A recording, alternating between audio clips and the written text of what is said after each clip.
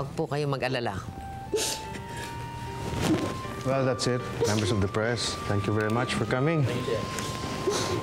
Mr. President. Mrs. Galvez. This way, please. Maraming po salamat. Sige po. Sige po. Salamat po. Mrs. Galvez, please.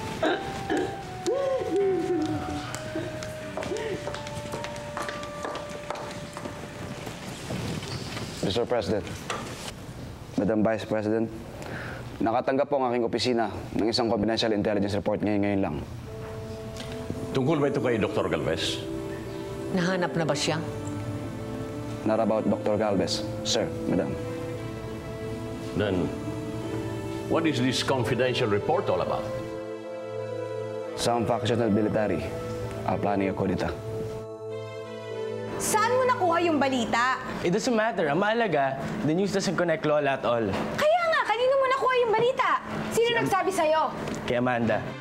She asked me about this. Sabi ko, I don't know anything. You're right. You did call her? Hindi ko to gagawin kay Lola. Dahil alam ko kayong dalawa may pakanaan nito. Do you know what you two have become? Wala na kayong pinagkaiba sa mga Montemayor. Alam mo, hindi ko gusto na nangyayari sa inyo. Sir, ma'am, may dagdag na PSG na dumating. Ha? Miss Valiente? Bakit? Anong kailangan sa kapatid ko?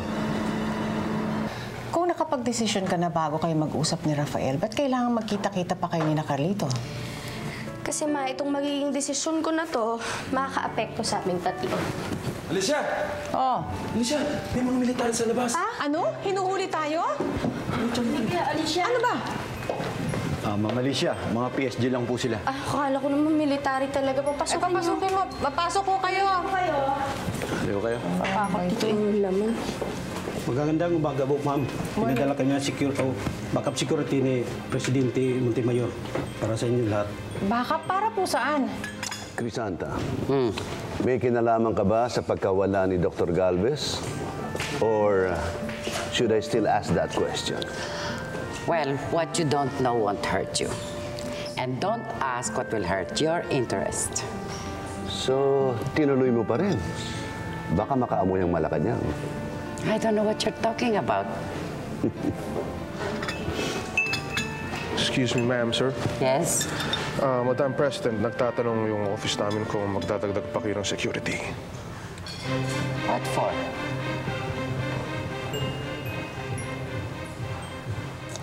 Huwag na. Huwag na. Tell them huwag na. Thank you. Okay, thank you. Thank you, sir. Thank you, ma'am. Bakit, Crisanta? Kailangan mo ba ng extra security? It's just presidential prerogative. Ano? Bakit hindi mo tinanggap? I've been thinking. I think I will take a vacation out of the country. That's what I think I will do. Crisanta, habaan mo ang bakasyon mo. Parang naamoy ko na. We won't announce this. Madidestabilize lang ang bansa sa mga ganyang rumor-mongering. Baka naman kagaya lang yan nung nawala si Daddy. Sir, may confirmed report sa mga troops na naka-assign sa Northern Luzon. May isang batalyon na nag-pull out at pabalik sa Maynila. Panpus orders? They're Northern Luzon Commanding General, ma'am, General Cancio. Tawagin mo si General Cancio. Gusto ko siya makausap. Sorry, sir. Inkomunikado po siya ngayon. Nawawala din siya? No. Hindi po siya sumasagot sa tawag ko. Tell me, General Alegre, may capacity ba si General Cancio to stage a coup d'etat? Sir, actually, among the military, siya po talaga yung i-assign na AFP Chief of Staff. May following siya kung ganon. Pero bakit ngayon? Kung kailan tahimik pati ang oposisyon dahil lahat halos ay naniniwala sa governance namin ni Presidente Montemayor. We don't know yet, Madam Vice President. May koneksyon kaya ito sa pagkawala ni Dr. Galvez? Sir, wala po kaming report tungkol dyan. Although, if we think about it, halos magkasabay po silang nawala ni Dr. Galvez at ang troop movements. I want to talk to all the major services commanders immediately. Yes, sir. Ipapatawag ko po sila as soon as possible. Romina, do your job. Hanapin niyo si Dr. Galvez. Dad, what can I do to help? Huwag na ito parating sa press. News blackout. Okay. Amanda, is there anything wrong? You look harassed. Oh, no, Dad. Kulang lang ako sa tulong. I'm okay. Bakit nga po? Security purposes lang po, ma'am. Excuse me. Hello? Oh, Rafael. Akala ko sa Makalawa. Mamayang gabi na? Oh, sige, sige. Kung aalis din ho ba ako, kailangan ko rin ba magdala ng extra security o pwede na yung regular kong security? Mas maganda po, ma'am, na magdala ka ng extra. Ano na naman ba ang nangyayari? Tulad ng gabi na na vice-presidente tayo. Alam mo may nangyayari pero ayaw magsalita ang lahat. Tawagan mo nga ang daddy mo. Gusto ko makausap. Sige po. Kung mawawala ka, di na iibig ka. Nagpadagdag po ng additional security si Vice President Salgado para po kay Miss Valiente. Ano? Bakit daw? Hindi po sinabi, pati na rin po sa inyo, Mr. Valiente. Hindi ko kailangan yan. Kaya ko pangalagaan ang sarili ko. Order po ito ni Madam Vice President, Mr. Valiente. Oh, dali. Anong meron dito? Gagakaroon yata ng military threat, pero ayaw mo salita ng mga to. Nag-uumpisa na silang manggulo, Carlito. I told you, no such thing. Hindi tayo makikisali sa gulo kung hindi tayo kakampi. By order of the AP Chief of Staff, there will be no one leaving your barracks until further notice. Understand? Yes, sir!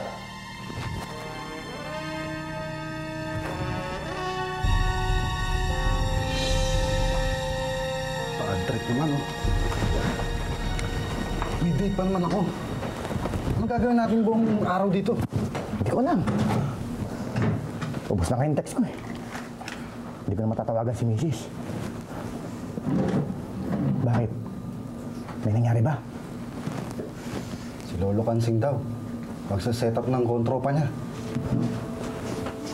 Kaya niya ba? Takot niya lang sa tatay Julio natin. At si Sentinel. Kamay-ngay. Sabi lang hindi ginagamit yung pangalan na yan dito eh.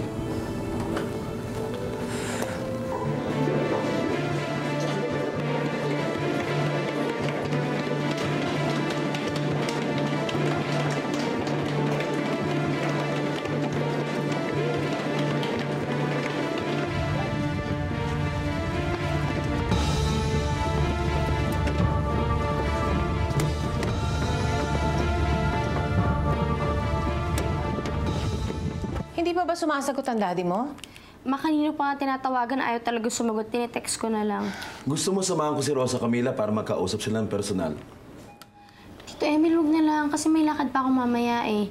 Di ba tumawag si Rafael? Ang sabi niya ngayong gabi na daw kami mag-uusap. Mommy, can I go with you? No, anak. You'll stay here with your Lola Alicia, okay? Saan ka na naman ba pupunta? Abay, bantay sarado nga tayo rito eh. Nagkakagulo na, lalabas pa kayo.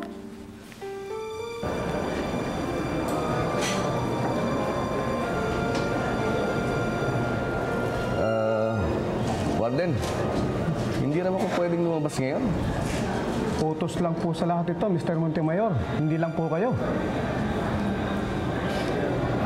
Ganun ho ba? Bakit ba? Mayroong bang gulo? Hindi ko po alam. Hindi ho ako niniwala doon. Wala ho yun. Umusunod lang po kami sa mga patakaran. Ganun ba? Pwede bang magpabili lang ako ng baterya para sa dismang ko? Oo, sige. Mga ilan ba kailangan mo? Mga 8 ho. 4 ho kasi talaga ang kailangan na to. Kaya lang, yung 4 para may spare ko. Teka muna, Bakit kanina narinig ko malakas pa yung disman mo? Kanina pa ho yun. Tuloy-tuloy kasi gamit ko, kaya humina na. Ganun ba? Eto nga pala.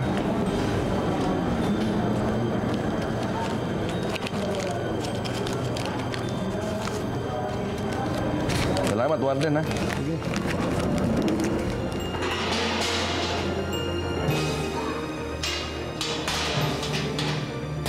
Tandaan niyo ito, Huwag na huwag kayong lalabas dito. Baka pati kayo madamay. Saan naman kami pupunta, ha? Aba, kung saan kayo pupunta pag umaalis kayo May mga tao ko rito, kaya huwag niyo kong paglulukuhin. Balita ko may ibang tao para nagpupunta dito. Mga dati namin tauhan yon. Ipalista sa gwardiya para hindi kayo mapagsuspetsahan. Nagkakaintindihan ba tayo? O sige, aalis na ako. May meeting pa ako sa Malacanang. Sige.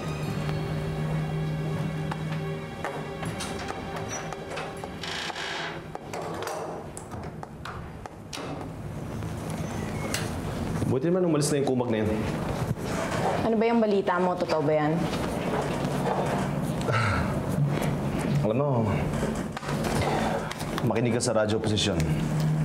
Nagkalat ang military troops. May mga plano na ba tayo kung sakalang kagulo rito? Alam mo, balak namin yung sundang ng basahe. Duwag ka talaga, Nestor. Hindi kami aalis dito hanggat hindi pa natatapos ang paghihiganti ko. Bakit hindi mo na lang hayaan sa military ang paghihiganti? Sila maghiganti sa atin. Ang Montemayor at ang Valiente, ang mapuputukan. Nagkagulo military. Huwag ka nang mag-abala pa, Nestor. Mabuti pa umalis ka na lang. Tutal, wala ka na rin ng silbi sa amin. Lalo na't alam na nilang kasabwat ka namin. Ha?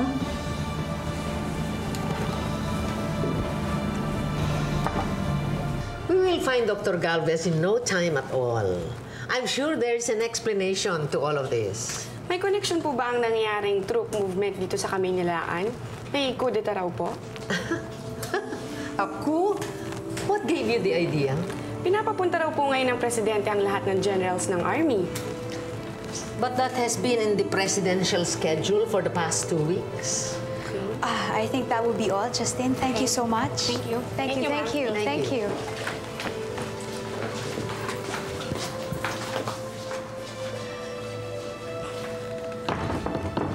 So how did I fare? I think you did well, Lola.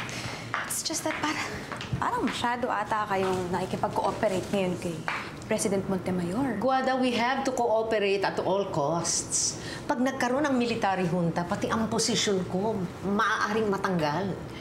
Lola, baka naman false threat lang yan para manakot.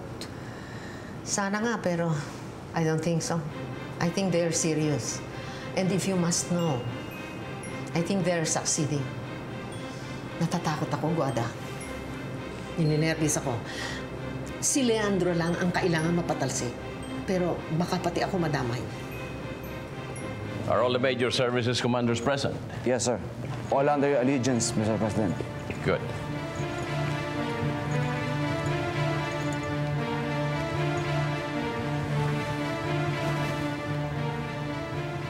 Well, I don't see General Cancio around. Sir, nasa bayo siya May sakit na pulmonya kahapon pa. Is she being taken care of? Yes, Mr. President. Sit down. Let's start the meeting.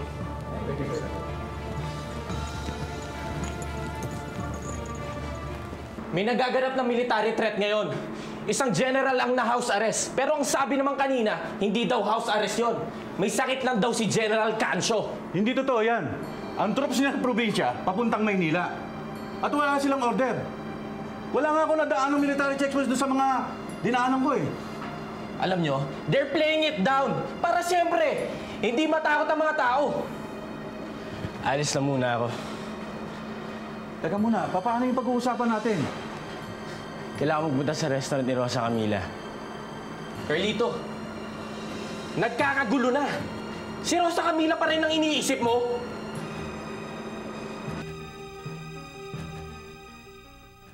Kung mawawala ka, di maiibig ba? Ano to, may party ba? Wala. Magpapa-dinner lang tayo for Lucinda. She's been going in and out of the country at matagal na natin siyang di nakakasama. Ako nga nagulat na ganito yung pag-prepare nila eh.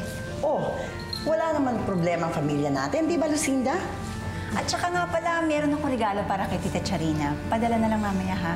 Teka, huwag nga tayo maglokohan. Ano bang klaseng gimmick to para may mamamatay? Paloma, pwede mo muna tayo kumain. Of course, we have to wait for the president before we dine. Nagpapalitan daw ng damit. Elaine, may alam ko ba dito? Wala. I'm as surprised as you. Hindi nga ako nakabihis, oh. Oh, you look fine, Elaine. You do. Sir. Good evening, Dad. Good evening. What's the occasion? Everybody's dressed up. Di ba sinabi namin sa iyo na we're giving Lucinda a surprise dinner? No, you did not. At Eliminada, hindi ako sinusumpong na sakit ko, ah. Hello, Daddy. Hello. You know, we just decided to dress up. Kasi, alam mo naman, magbihisan kami for the press and for the public. Diba? Dad, this is a special night for all of us. What's so special about this night? Nagkakagulo na. Well, all the more na dapat we should make this night special. It's the calm before the storm. Daddy, pagbigyan na natin sila. I guess, wala naman silang, gagawing masama dito sa paghandang to eh. All right, let's all sit down.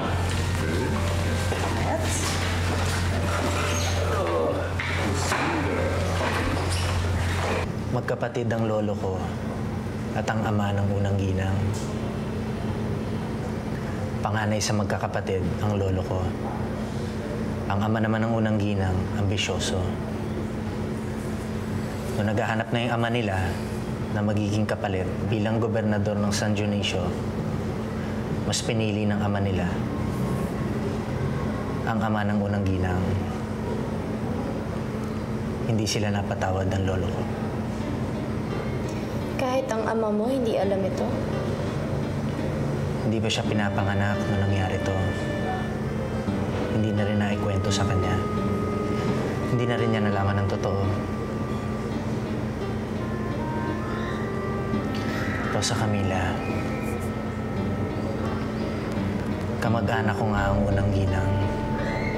Totoo yan. Pero hindi ako isang Rodriguez. Isa akong Palma.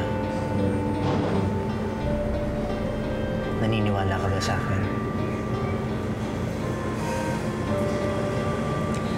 Oo, Rafael, naniniwala ako sa'yo. Hayaan mo, ipapaalam ko to kay Carlito. Nang sa ganun, huwag nila tayong guluhin kahit kailan. Sana mahanap na si Dr. Galvez.